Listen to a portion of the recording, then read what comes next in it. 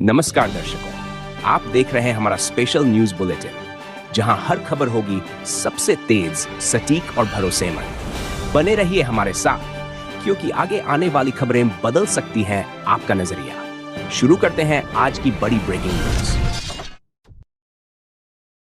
योगी सरकार का दिवाली तोहफा। उत्तर प्रदेश के मुख्यमंत्री योगी आदित्यनाथ ने राज्य कर्मचारियों को दिवाली पर बड़ा तोहफा दिया है। वित्तीय वर्ष 2023-24 के लिए सभी एफएल लाख कर्मचारियों को बोनस देने का निर्णय लिया गया है। यह कदम उनके परिश्रम की सराहना दर्शाता है। लखनऊ में बड़ा हादसा। राजधानी लखनऊ में दिवाली से पहले पटाखे में धमाका हुआ, जिसमें 2 लोगों की मौत हो गई। पुलिस और प्रशासन मौके पर मौजूद है। विस्फोट के कारणों की जांच की जा रही है और सुरक्षा व्यवस्था में सुधार की तैयारी की जा रही है। एनकाउंटर में गैंगस्टर फरार और फिर गिरफ्तार। यूपी पुलिस के सामने अजीब स्थिति बनी। हाफ एनकाउंटर में घायल एक गैंगस्टर पुलिस हिरासत से फरार हो गया। पुलिस ने त्वरित कार्रवाई कर उसे दोबारा मुठभेड़ में पकड़ लिया। आरोपी को अस्पताल भेजा गया और सुरक्षा में रखा गया है। दिवाली पर अतिरिक्त बसों का संचालन। त्योहारों पर यात्रियों की भीड़ को देखते हुए योगी सरकार ने लखनऊ, गोरखपुर और वाराणसी जैसे प्रमुख मार्गों पर अतिरिक्त बसें चलाने का निर्णय लिया है। इससे यात्रियों को यात्रा में राहत और सुविधा मिलेगी। परिवहन कर्मचारियों को प्रोत्साहन राशि। परिवहन विभाग ने ड्यूटी में लगे चालक और परिचालकों के लिए प्रोत्साहन राशि का ऐलान किया है। 12 दिन लगातार काम करने वाले कर्मचारियों को 8% बोनस मिलेगा। यह कदम त्योहारों के दौरान उनकी मेहनत की सराहना दर्शाता है। एमएलसी चुनाव की राजनीति। उत्तर प्रदेश में विधान परिषद चुनाव के लिए राजनीतिक समीकरण बन रहे हैं। समाजवादी पार्टी ने गुर्जर प्रत्याशी मैदान में उतारा है, जबकि कांग्रेस ने भी उम्मीदवार पेश किया। सियासी दल रणनीतियां तैयार कर रहे हैं। भ्रष्टाचार पर जश्न। एक रिटायर्ड पुलिस वाले पर भ्रष्टाचार का मामला दर्ज होने के बाद उनके गांव वालों ने जश्न मनाया। लगभग 500 ग्रामीणों ने खुशी जाहिर करते हुए दावत दी। प्रशासन मामले की समीक्षा करते हुए आगे की कार्रवाई शुरू कर रहा है। आईआईटी कानपुर के नए ऑनलाइन प्रोग्राम। आईआईटी कानपुर ने तकनीकी शिक्षा को बढ़ावा देने के लिए नए ऑनलाइन एमटेक, एमएससी और पीजी डिप्लोमा प्रोग्राम शुरू किए हैं। इससे छात्रों को गुणवत्तापूर्ण उच्च शिक्षा तक आसान पहुंच मिलेगी और करियर में नए अवसर खुलेंगे। विकसित भारत बिल्डथॉन 2025 शुरू। राष्ट्रीय इनोवेशन इवेंट विकसित भारत बिल्डथॉन 2025 का आगाज हो चुका है। 1 करोड़ से ज्यादा छात्र इसमें भाग ले रहे हैं। केंद्रीय शिक्षा मंत्री धर्मेंद्र प्रधान ने इसे बढ़ावा देने और नवाचार को प्रोत्साहित करने की घोषणा की। आजमगढ़ में मिलावट का खेल। आजमगढ़ में खाद्य विभाग ने खोवा और छेना में मिलावट पकड़ी। खोवा में उबला आलू और छेना में मैदा मिलाया जा रहा था। खाद्य सुरक्षा विभाग ने सैंपल लिए हैं। दोषियों के खिलाफ कड़ी कार्रवाई की तैयारी की जा रही है। लेयरमैन।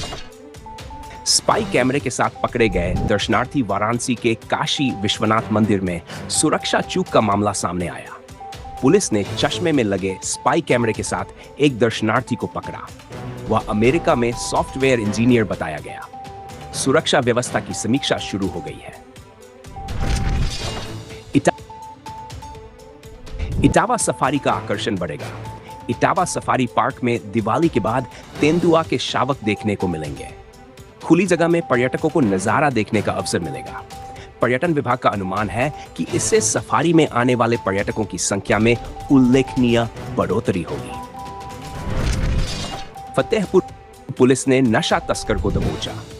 सहारनपुर के फतेहपुर थाना पुलिस ने 53 ग्राम चरस के साथ एक नशा तस्कर को गिरफ्तार किया। यह कार्रवाई क्षेत्र में ड्रग्स तस्करी पर रोक लगाने और युवाओं को सुरक्षित रखने के लिए अहम मानी जा रही है।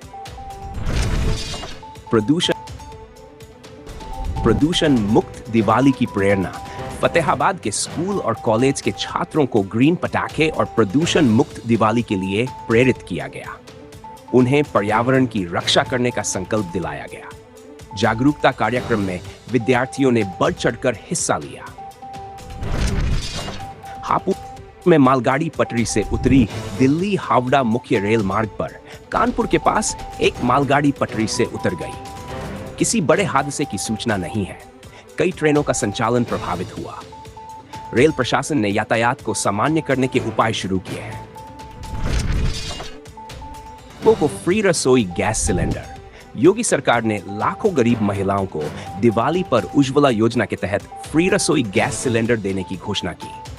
इससे गरीब परिवारों में त्योहार की खुशियां बढ़ेंगी और रसोई की सुविधा में सुधार होगा। पीएम आवास योजना का लाभ। उत्तर प्रदेश के ग्रामीण क्षेत्रों में प्रधानमंत्री आवास योजना ने लोगों की जिंदगी बदल दी है। कई परिवारों ने अपने पक्के मकान के सपने पूरे होने की खुशी जताई। ये योजना ग्रामीण जीवन स्तर में सुधार लाने में अहम साबित हो रही है। टीटी परीक्षा में देरी।